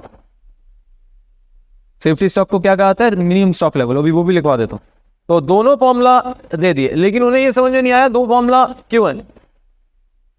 तो पेपर में आप दोनों में से कोई सा भी लगा सकते हैं, लेकिन राइट अप्रोच क्या है, रीजनिंग के साथ मैंने आपको बता दी कि राइट अप्रोच क्या है। अगर सेफ्टी स्टॉक दे रखा है तो क्या लगेगा चाहिए, एवरेज वाला लगेगा, और सेफ्टी स्टॉक नहीं दे रखा तो मैक्सिमम। रीजन क्लियर हो गया ना। मैं चाहूंगा कि आप राइट अप्रोच फॉलो करें, लेकिन आईसीए ने क्या किया, अगर आप ध्यान से देखिए, एक फॉर्मूला लगा दिया ये, और दूसरा फॉर्मूला लगा दिया ऑल्टरनेटिवली का ये। उन्हें ये समझ में नहीं आया कि कब कौन सा फॉर्मूला लगाना। क्लियर? तो हम बहस नहीं करेंगे ऐसे। आपने कहा ठीक है, मैंने इसीलिए पहले ही कहा था कि अगर मेरे में और आईसीए में लड़ाई हो तो कौन जीतेगा, बस, क्योंकि पेपर उसका दे रहे हो, मेरा नहीं दे रहे। ठीक है, अब आगे बड़ी बात, इसके बाद हम आगे आए मैक्सिमम स्टॉक लेवल पे आ गए। हम अगला concept third, maximum stock level, मतलब मैक्सिमम कितना हो सकता है स्टॉक लेवल। अच्छा इसको हम कहेंगे, इधर देखो, बफर स्टॉक या minimum stock.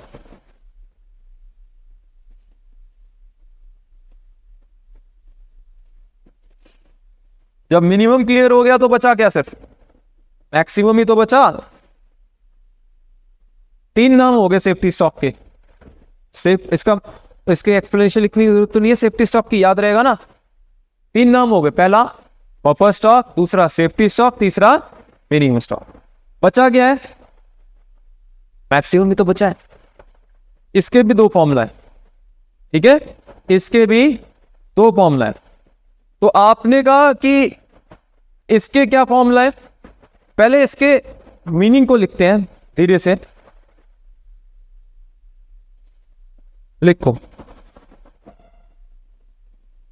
it is that level of stock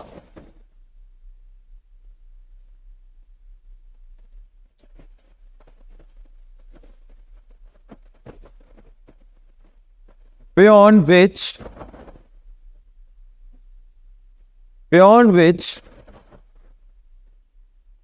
stock is not allowed to go up.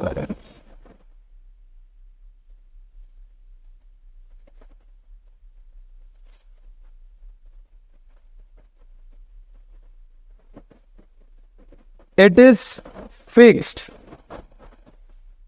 अच्छा इसको फिक्स क्यों करते हैं, ताकि मुझे पता चल जाए कि ओवर स्टॉकिंग कहां हो रही है।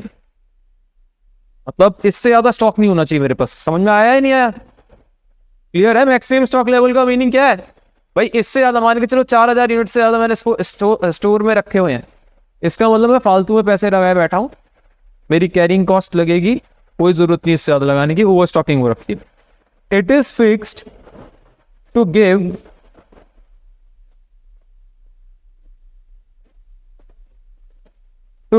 an indication. It is fixed to give an indication of overstocking at any point of time.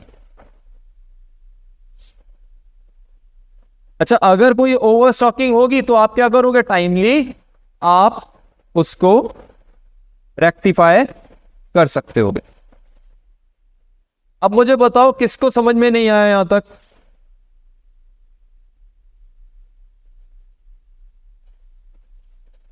लिखो।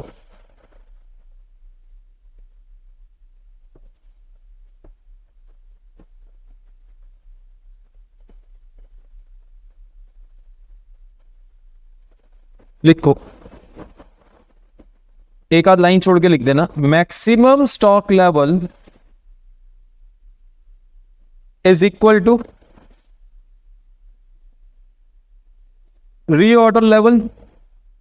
अच्छा सोचे फिर लिखते हैं, 1 मिनट पहले सोच लेते हैं,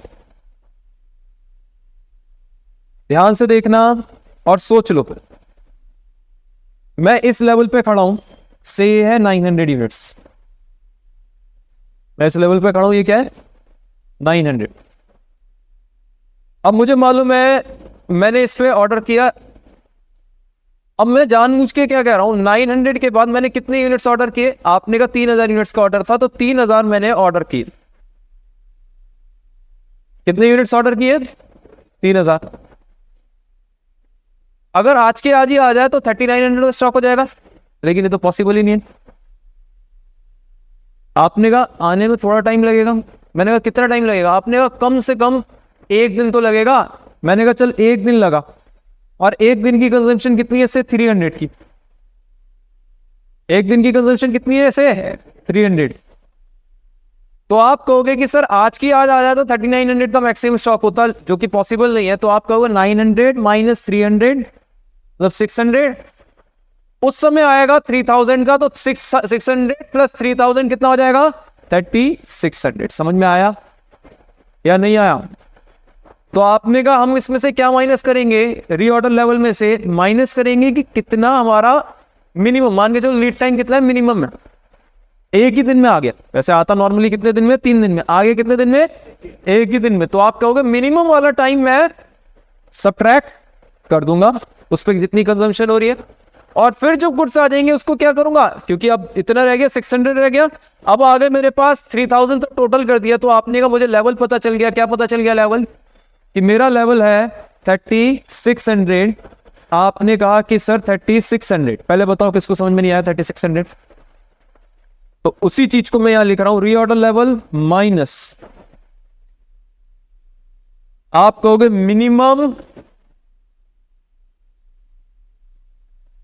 consumption times minimum lead time plus, formula देखो खुद बनाया करो तब समझ में आएगा, रीऑर्डर क्वांटिटी। रीऑर्डर क्वांटिटी, मैं आपको पहले ही बोल रहा हूं आज की क्लास बोरिंग रहेगी, तो रिक्वेस्ट है कोऑपरेट करना। बताओ किसको समझ में नहीं आया? बताओ किसको समझ में नहीं आया?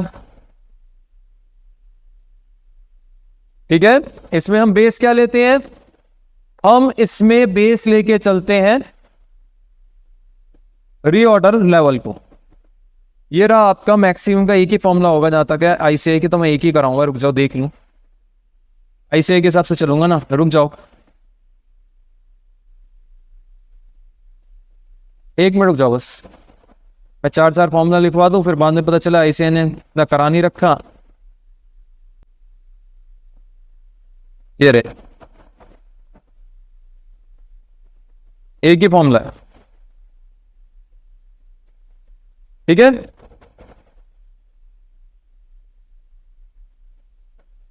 क्लियर है? अगर नहीं क्लियर तो बोलो।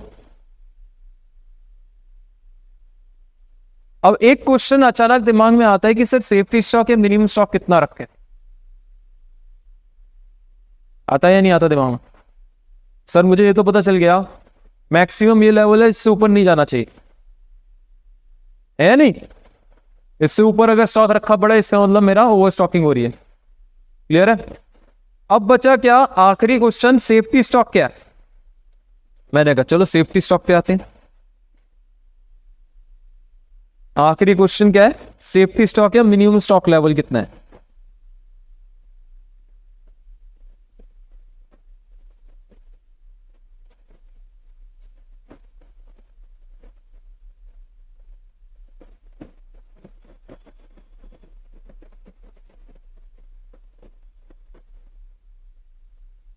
अब इसके बारे में पहले लिख लो थोड़ा सा,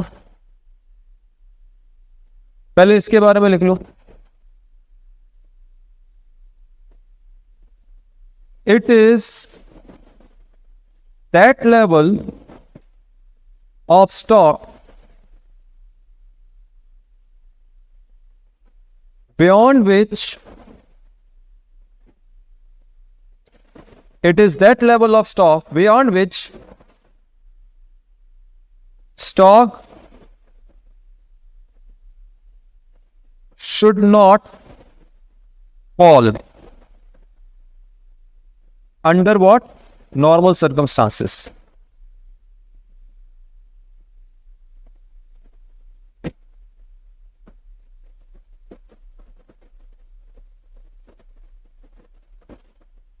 Under normal circumstances.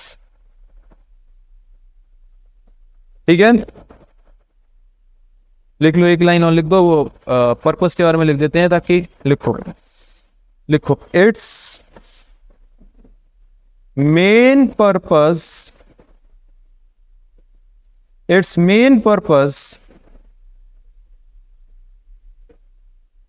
circumstances is of setting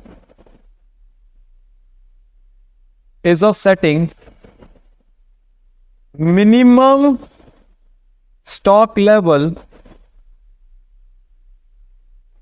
to alert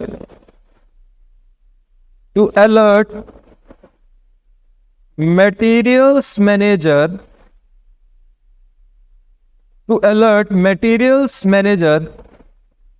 to the possibility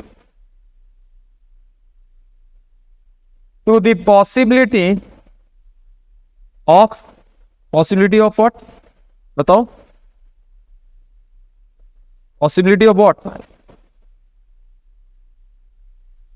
stock out. समझ में आया?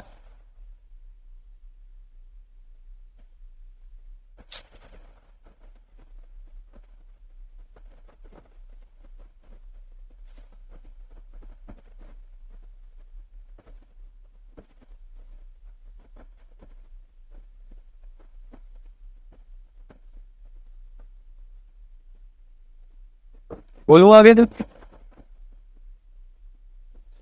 लिखो, minimum stock level is equal to reorder level minus normal या average consumption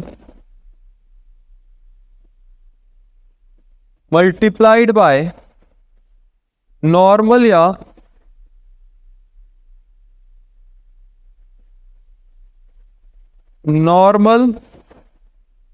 average lead time, multiplied by normal या average lead time. हो गया?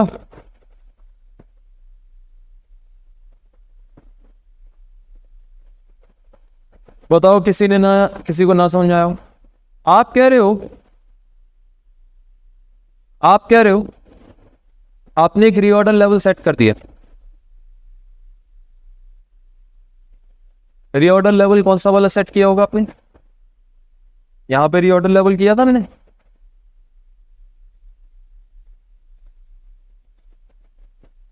अब आप कहोगे फर्स्ट फॉर्मूला लगाएंगे तो लास्ट वाला अपने आप निकल आएगा, सेफ्टी स्टॉक के बराबर आ जाएगा। मैं फर्स्ट वाला नहीं लगा रहा, सेकंड लगा लो।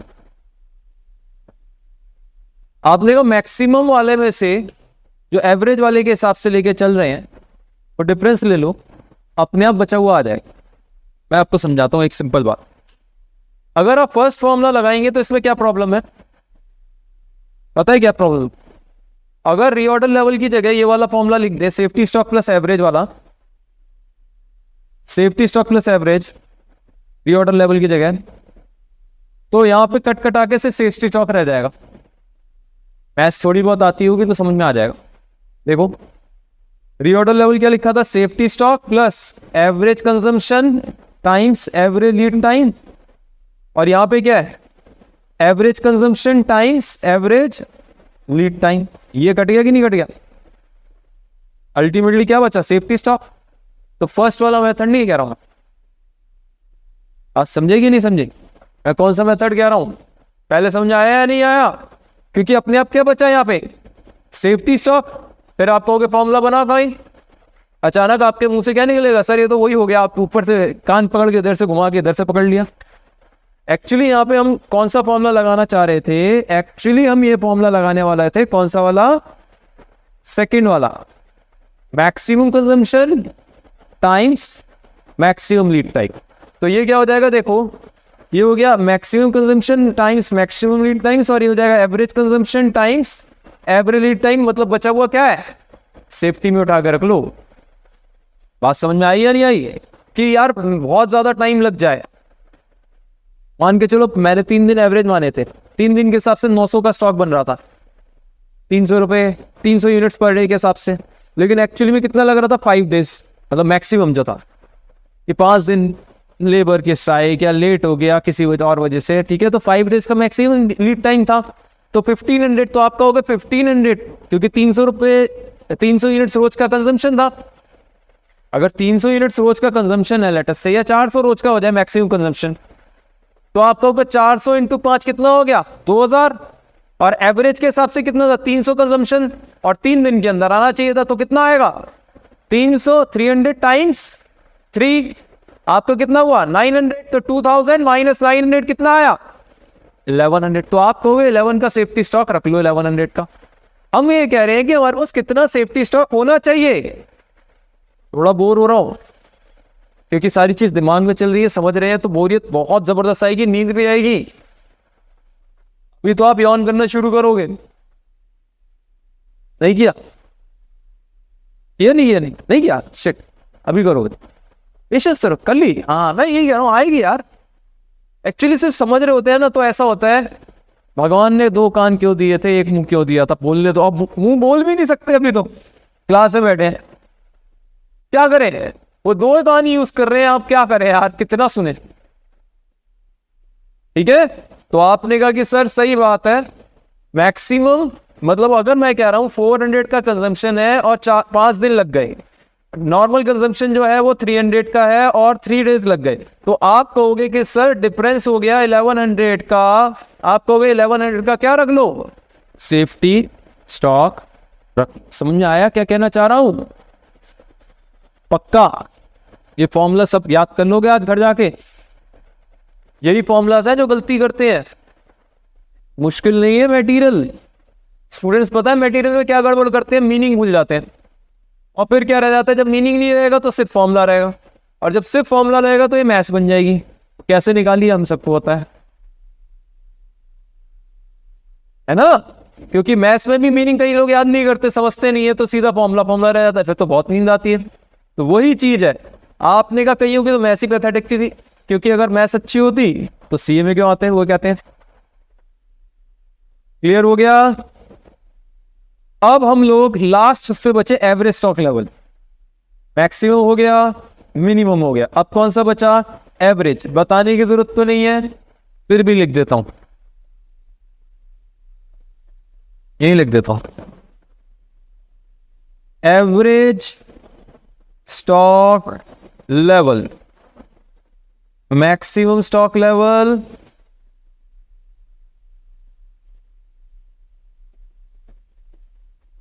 Plus minimum stock level divide by 2। कुछ और रह गया हो तो बताओ। डेंजर लेवल आखिर में करेंगे, पहले बताओ ये किसी को समझ में ना आया हो तो।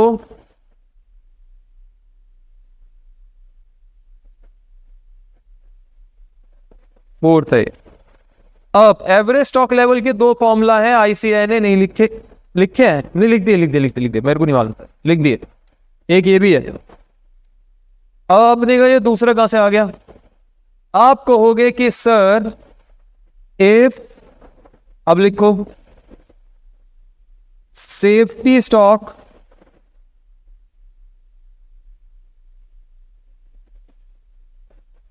is maintained, we will use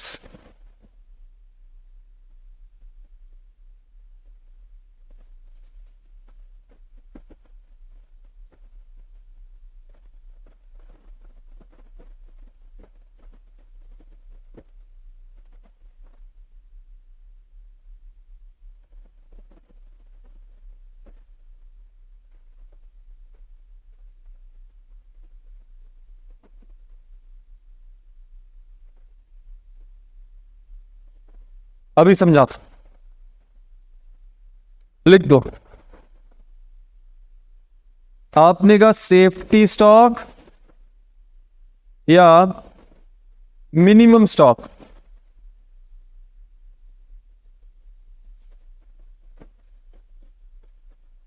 plus half of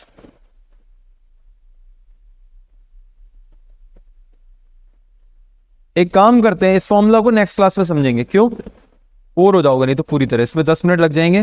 reorder level का फॉर्मूला लेके चलना पड़ेगा, फिर कहोगे सर सिर्फ आज आपने पकाया है और कुछ नहीं किया, इसको क्वेश्चन के साथ ले ली, ठीक है। जल्दी से नोट कर लो और इसको बस अब क्वेश्चंस पे आ जाते हैं।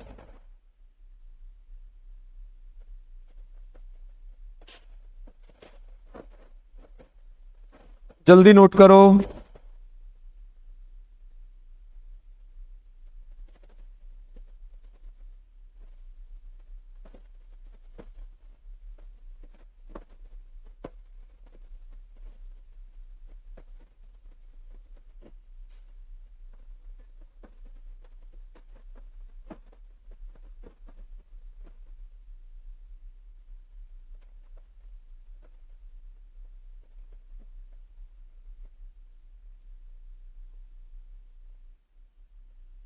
एक ही तरह है क्या हमारा, बस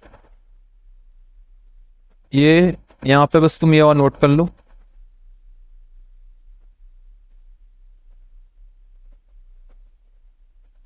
या ये चार्ट बनाने की जगह आप एक काम करना, घर से इसको चार्ट को यहां से कॉपी मार लेना, सेम ही चीज है यहां बना पड़ा है, ठीक है। तो ये मैक्सिमम स्टॉक लेवल तो ये है,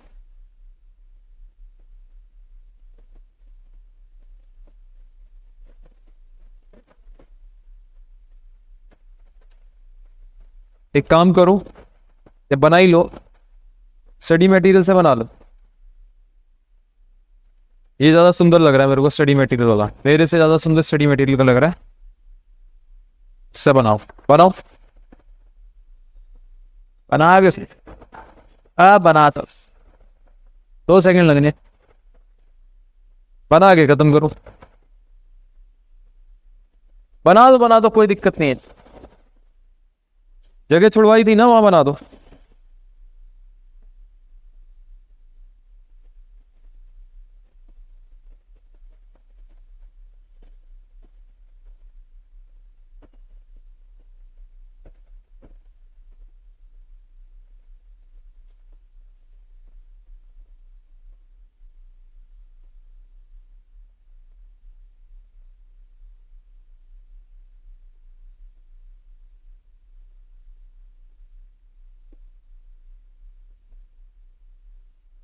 हो गया।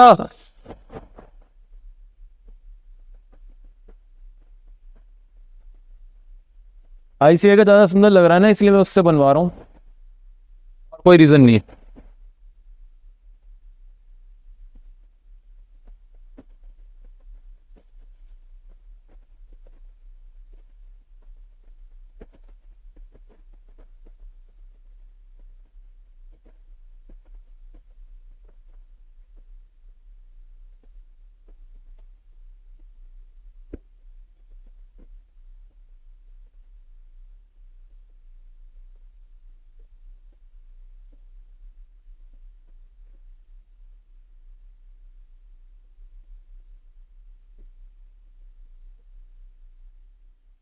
हो गया।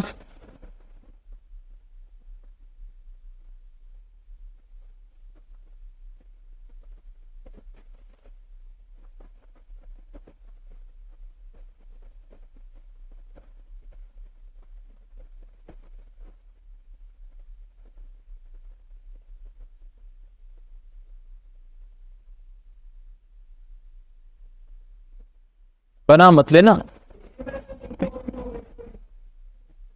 अभी आ रहा है बस मटेरियल में ही है, इसी मटेरियल चैप्टर में, बहुत आसान है। अरे उससे आसान कुछ है ही नहीं। पता है फीफो क्या है? First in first out. LIFO क्या है? 1 मिनट में खत्म हो जाता है।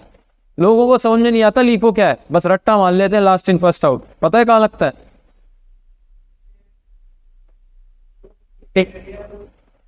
बेकार की कहानी सुनो। एक कुर्सियां लगाई, एक के ऊपर एक कुर्सी लगाई, तो सबसे आखिर में जो कुर्सी लगी वो सबसे पहले उठेगी। उठेगी कि नहीं उठेगी? समझे या नहीं समझे? लोगों को ये नहीं समझ आता है, अकाउंट से पढ़ लेते ना अभी सीए फाउंडेशन में, तब भी समझ में नहीं आता लगेगा कहाँ। आपने मिट्टी मंगवाई, पहले एक कट्टा आया, 10 कट्टे आए, उसके बाद फिर ऊपर रवा डाली मिट्टी। अब माली उठाएगा मिट्टी तो कहाँ से उठाएगा? ऊपर से या नीचे से? लास्ट इन फर्स्ट आउट ऐसी सिचुएशन में लगता है जहां आप ऊपर पोर करते जा रहे हैं, या फिर फैशन वगैरह की चीजों में। क्लियर हुआ? लोगों को समझ में नहीं आता, लास्ट वो रट्टा मार के बैठे हुए हैं लास्ट इन फर्स्ट आउट कि जो आखिर में आएगा वो पहले जाएगा। लेकिन क्यों जाएगा पहले? बन गया? बेकार की बातें जरूर चालू कर दी, लेकिन तुम्हारा कॉन्सेप्ट भी क्लियर हो गया होगा। समझ आया या नहीं आया? लास्ट इन फर्स्ट आउट, आखिर वाला पहले क्यों जाएगा? रीजन नहीं समझ आता, लोगों को रट्टा मार लेते हैं कि लास्ट में आया पहले जाएगा। क्यों जाएगा? क्वेश्चन तो ये है। समझे? कोई भी चीज है, आपने कहा कि यार सीडी का बॉक्स है, सीडी रखते जा रहा हूं, तो सबसे आखिर वाली सीडी सबसे पहले निकालूंगा। तो जो भी सिचुएशन स्टॉक की जिस कंपनी में भी अगर ऐसी हुई कि वो ऊपर पोर होते जा रही है चीजें, वहां लीफो लगेगा। जहां ऐसा नहीं है, पेरिशेबल है, तो आप कभी भी पोर नहीं करोगे। आप क्या करोगे? इस तरीके से रखोगे सामान इस तरीके के, पीछे वाला आगे हो जाए पुराना वाला, ताकि जल्दी खत्म हो, वहां फीफो लगेगा। क्लियर हो गया? लो तुम्हारा एक कॉन्सेप्ट बीच बीच में खत्म कर दिया मैंने। और मीनिंग जरूर समझना, जब भी आप इंटर कर रहे हो जो भी टॉपिक पढ़ो, बिना मीनिंग समझे अगर टॉपिक पढ़ा तो सत्यानाश कर लिया आपने। फिर ये फाउंडेशन नहीं है। चलो बोर बहुत हो गए, अब आगे बढ़ते हैं, एक आध क्वेश्चन करते हैं, क्योंकि आज थकान हो रही होगी, बिना क्वेश्चन किए दिमाग खराब हो रहा होगा। कहाँ गया वो?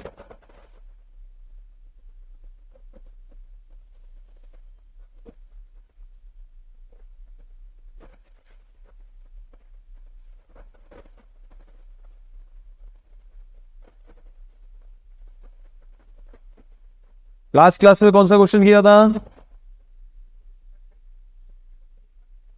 15th पे आ जाओ। 14 तो बोल दिया था ना, 15th पे आ जाओ। क्या हो गया? 13 तो क्लास में कराया था ना। कोई डाउट है तो बोलो। देखो जब तक डाउट क्लियर ना हो आगे नहीं बढ़ेंगे।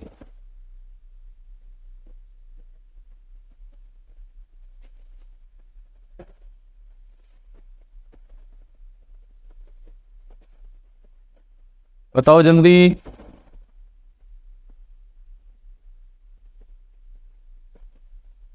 हो गया?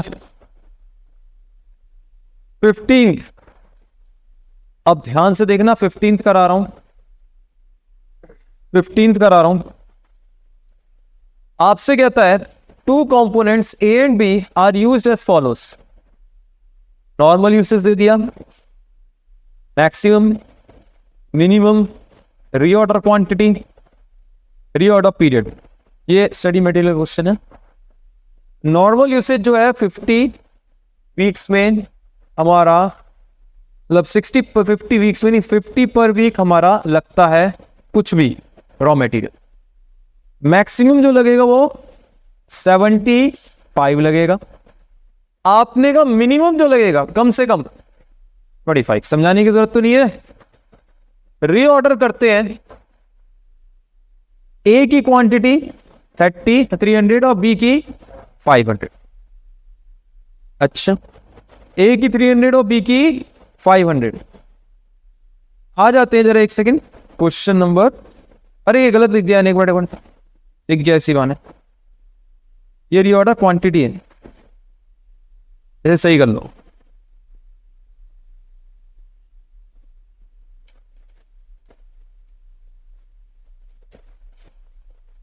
ठीक है, क्वेश्चन 15।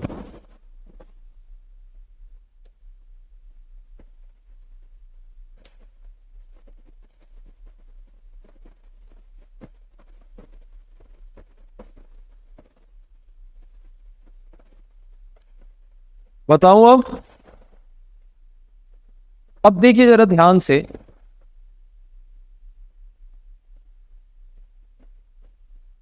देखिए जरा ध्यान से, आपको कुछ चीजें निकालनी है। पहला, रीऑर्डर लेवल, रीऑर्डर पीरियड दे रखा है 4 to 6 वीक्स ए में लगता है। ए कंपोनेंट जो है उसके लिए मिनिमम 4, मैक्सिमम 5, एवरेज हो मैक्सिमम 6, एवरेज हो गया 5। पी में 2 to 4 है, एवरेज हो गया 3। बताने की जरूरत तो नहीं है। रीऑर्डर लेवल, रीऑर्डर लेवल निकाल के देखना है। अब आराम से सोचिए इसका फॉर्मूला क्या था, ठंडे दिमाग से सोचिए। देखो, फॉर्मूला याद करने का सबसे तरीका अच्छा होता है, मैं सही सिखा रहा हूं। अभी आपने फॉर्मूला पढ़े थे, अभी इसे देखो मत, आंखें बंद करो और सोचो इसका फॉर्मूला क्या है। आंखें बंद कर, और मान के चलना 90% चांस है वो फॉर्मूला गलत हो। अब उसके बाद वो फॉर्मूला देखना, और जितनी बार ऐसे करोगे ना, अल्टीमेटली पता है क्या होगा, आपका माइंड उसको करेक्ट करता जाएगा और फ्यूचर में आपको फॉर्मूला याद करने की कोई जरूरत नहीं पड़ेगी। सच बता रहा हूं, ऑटोमेटिकली जब पेपर में बैठोगे ना, तो आपको कोई फॉर्मूला नहीं याद करना पड़ेगा, कि आपके सबकॉन्शियस माइंड ने एक चीज रट ली होगी अपने आप।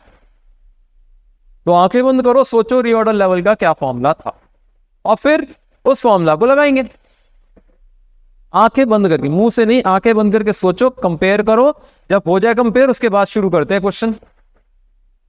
अरे पहले कंपेयर करो, आंखें बंद करके करो तो। यार नहीं करना तो ठीक है, मैं करा दे रहा क्वेश्चन, मुझे कोई दिक्कत नहीं है, लेकिन आंखें बंद करके एक बार कर लो, कुछ नहीं जाता।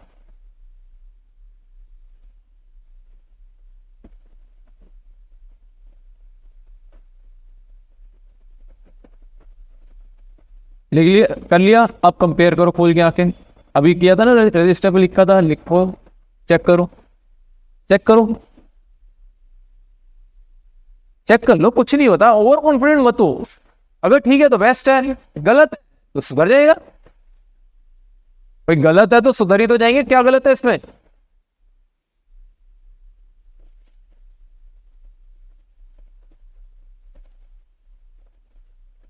हो गया चेक, हो गया ना। अब बहुत आसान क्वेश्चन है, एक बार को ट्राई करो। चलो मैं करा दे रहा। रीऑर्डर लेवल क्या है, सेफ्टी स्टॉक दे रखा है,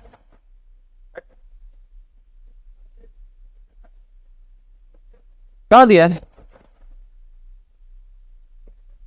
और क्या, क्वेश्चन ही तो बात चल रही है, और किसकी बात चल रही है।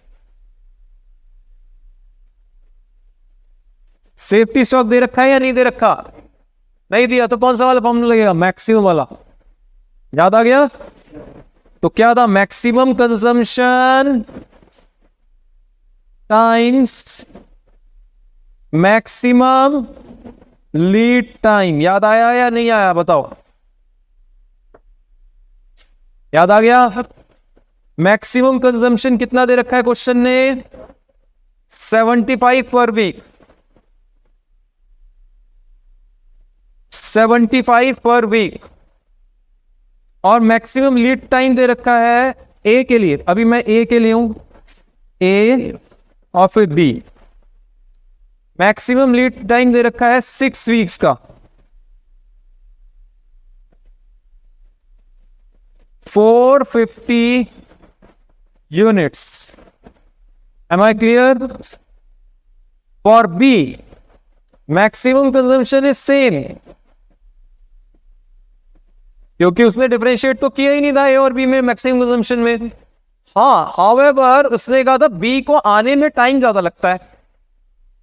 समझे कि नहीं समझे? मान के चलो लिप भी एक लग रही है और ये हैंडल लटकाने का वो भी एक लग रहा है, तो दोनों एक एक लग रहे हैं, वैसे ही 75 के हिसाब से लग रहे हैं ए बी और बी भी।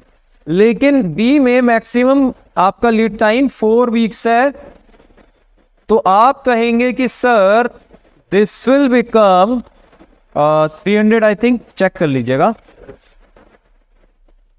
प्लीज चेक जरूर करते रहिएगा, कहीं मैं गलती ना कर दूं।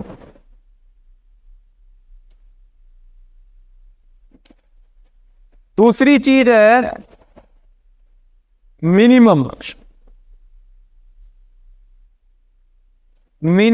लेवल हम निकाल रहे हैं, क्वेश्चन ने नहीं दिया, हम निकाल रहे हैं स्टॉक, हम निकाल रहे हैं कि कितना मेंटेन करना चाहिए। क्वेश्चन ने नहीं दिया कि वो मेंटेन कर रहा है।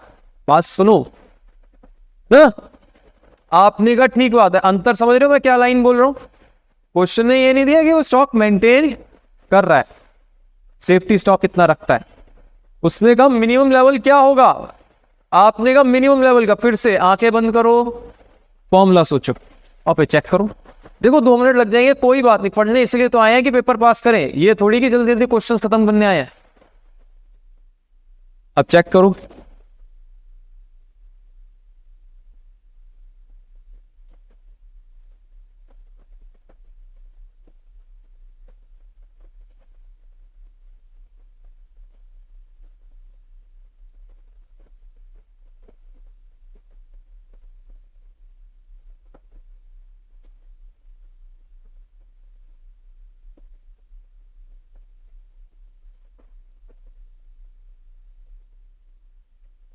याद आ गया?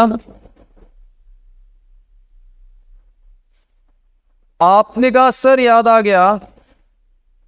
मिनिमम स्टॉक लेवल का फॉर्मूला अब हमें याद भी होता जा रहा है। इसी तरीके से याद होते हैं फॉर्मूला। स्टूडेंट्स क्या गलती करते हैं सॉरी, वो एक बार में फॉर्मूला याद करने बैठते हैं तो होता ही नहीं उनसे, फिर याद फिर रोते रहते हैं कि सर याद ही नहीं होती चीजें, कैसे करें, पेपर में तो कुछ याद ही नहीं रहेगा, इतना सारा कोर्स है, अरे सर 6 सब्जेक्ट्स हैं, फिर तो भूल जाएंगे। अरे भूलोगे क्यों नहीं, अभी याद ही नहीं कर रहे तो भूलोगे ही।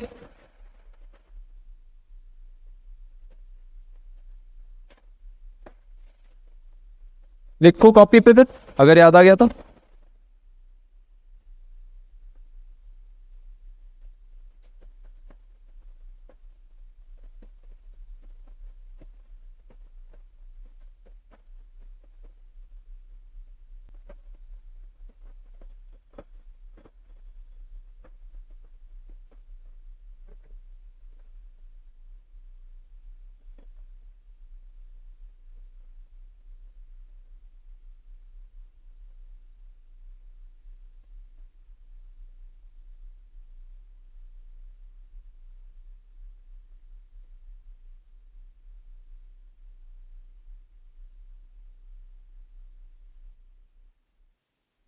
देख लिया, निकाल के दिखाओ।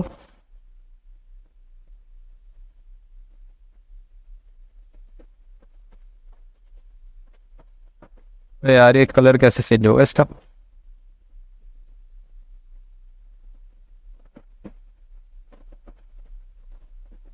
ऐसे फिर से लिखवाएगा ये, चलो।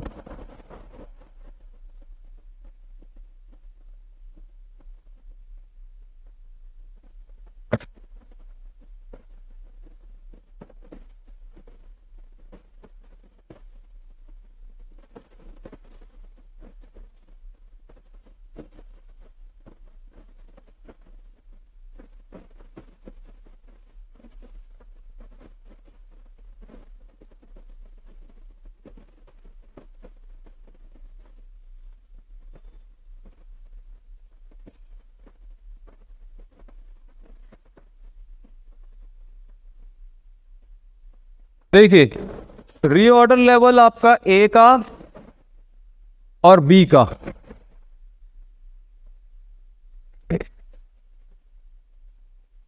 अभी हमने निकाला था 450 यूनिट्स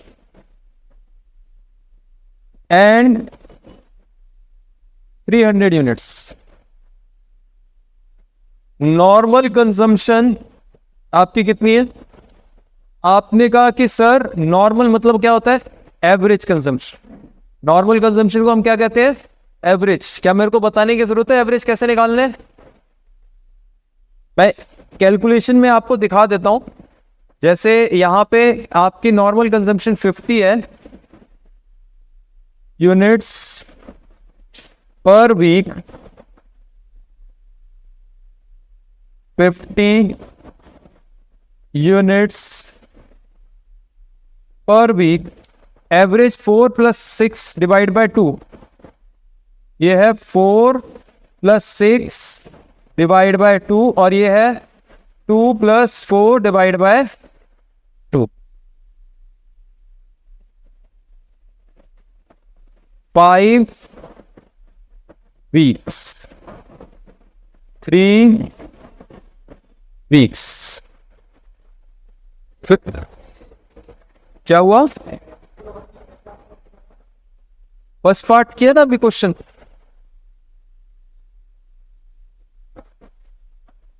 अब यार फिर से कराऊं फर्स्ट पार्ट?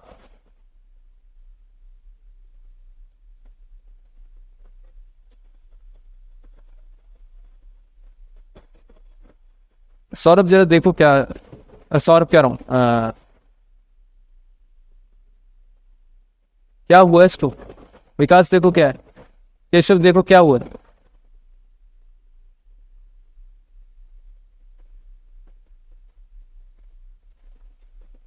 क्या हो गया?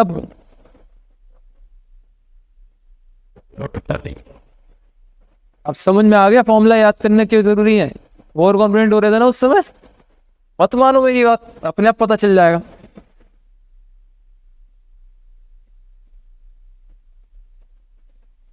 ये हो गया, नहीं गलत किया है। कितना आएगा? 200। और ये 150। अच्छा तुम्हें एक बात बताऊं, कल मेरे को तुम पे बड़ा लाड़ आया लास्ट क्लास में। कल नहीं, लास्ट क्लास में बहुत ज्यादा लाड़। पता है क्यों? सॉरी क्वेश्चन के बीच में बोल रहा हूं। लाड़ मेरे को सिर्फ इसलिए आया, तुम सब नालायक पूरा क्वेश्चन कर गए, पूरा क्वेश्चन कर लिया था, ये फिगर मैंने गलत लिखी थी, इसकी गलत कैलकुलेशन पे तुमने पूरा कर दिया। ये 76.8 था, फिर मेरे को बाद में चेंज करनी पड़ी रिकॉर्डिंग वगैरह में सब में। ओ ये कहां से हो गया? उससे किया था तो 76.8 मैंने जब कैलकुलेशन उस पर दिखा रखी थी कैलकुलेटर पे और 76.4 लिखा यहाँ पे फिगर, तब क्यों नहीं ध्यान दिया? अरे बता रहा हूं, घर जाके देखना। चलो रिकॉर्डिंग देख लेना, नहीं तो रिकॉर्डिंग दे दूंगा। 76.4 लिख गया था मुझसे गलती से, 76.8 था और पूरा क्वेश्चन उसके बाद 76.4 पे कर दिया तुमने। मैं बाद में सोच रहा मेरे स्टूडेंट्स कितने होनहार हैं, अगर मैंने एक गलती कर दी तो देखना ही नहीं क्या किया क्या नहीं किया, मैनुअल एरर मुझसे। और तुमसे पहले ही बोल रखा है कैलकुलेशन तुम्हारा काम है, मेरा काम नहीं है। चलो क्या हुआ? गलत बोल रहा हूं क्या? ऐसे देख रहे हो सब घूर गए, जैसे मैंने गलती कर दी बता के तुम्हें सही कैसे कर दिया।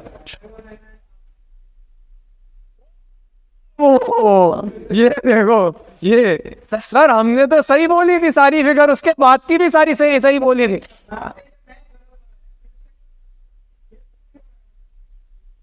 उल्टा डाल दूंगा, पंखा चूज कर लो।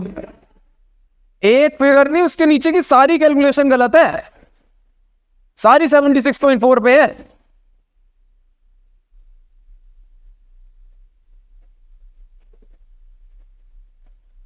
चलो देखो, होशियार बन रहा है। मैंने तो सही बताया था सर, आपने गलत सुना होगा।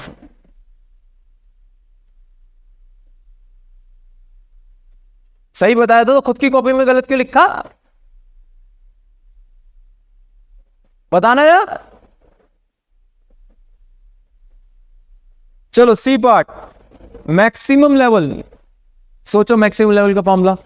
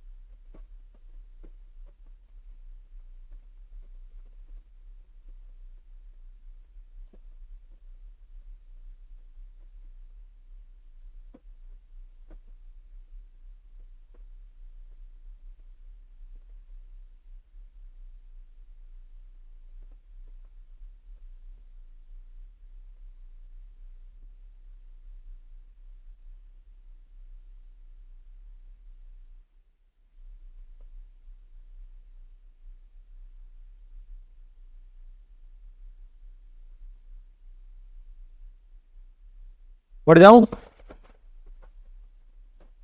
रीऑर्डर लेवल ए का और बी का अभी निकाला था।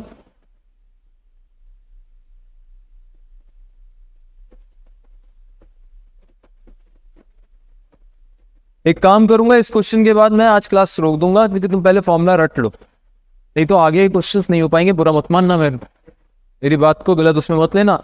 अगर तुम ये फॉर्मूला नहीं याद करोगे ना, एक क्वेश्चन तो इसलिए करा दिया कि तुम्हारा स्मूथनेस आ जाए, नहीं तो तुम्हारा मेरे को लग रहा था 12 बज गए चेहरे पे। एक क्वेश्चन सिर्फ इसलिए कराया कि सबको लगे कि हाँ समझ में आ रही है चीज। माइनस यहां पे मिनिमम कंजम्पशन कितना है? 25।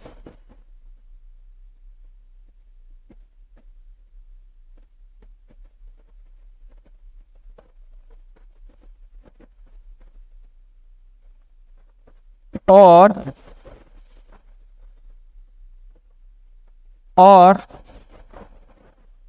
Minimum lead time 4 and 2। बचा क्या? Reorder quantity. रीऑर्डर क्वांटिटी दी है क्या? 300, 500।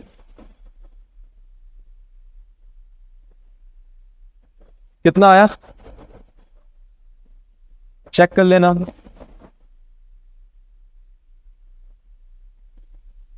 150 माइनस किए 800 में से 750। चेक कर लेना, मेरी अगर गलती हुई इस बार तो तुम लोगों की खाल खींच दूंगा, बता दिया। हाँ, कैलकुलेशन करना तुम्हारा काम है, मेरा काम नहीं है, याद रख लो बस।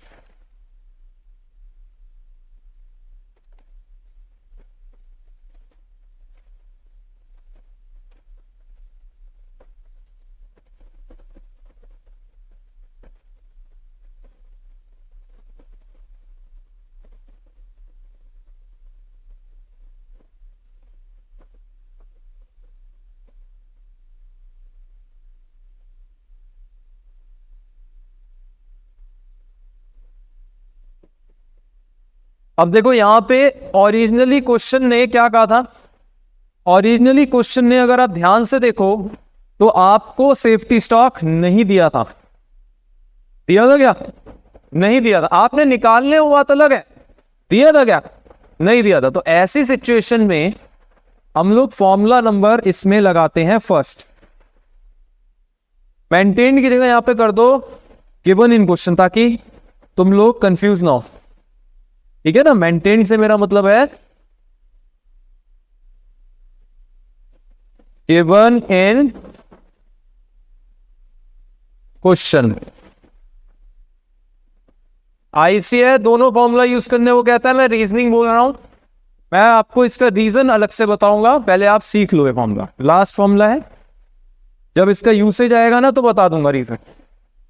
जब क्वेश्चन में दिया हो तो क्या है, तो पहला वाला लगाएंगे मैक्सिमम स्टॉक लेवल अब प्लस मिनिमम डिवाइड बाय 2। क्या लगाएंगे? Maximum stock level plus minimum stock level divide by 2। A B. Maximum stock level क्या है?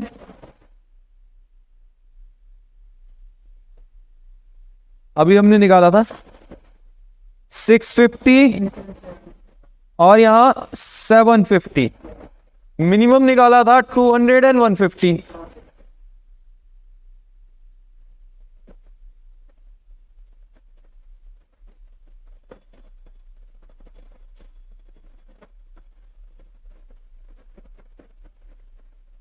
कितना आया? 800 का होता है 400, 425 होना चाहिए, देख लो। और ये हो गया 900, 450 होना चाहिए, आप चेक कर लीजिए एक बार।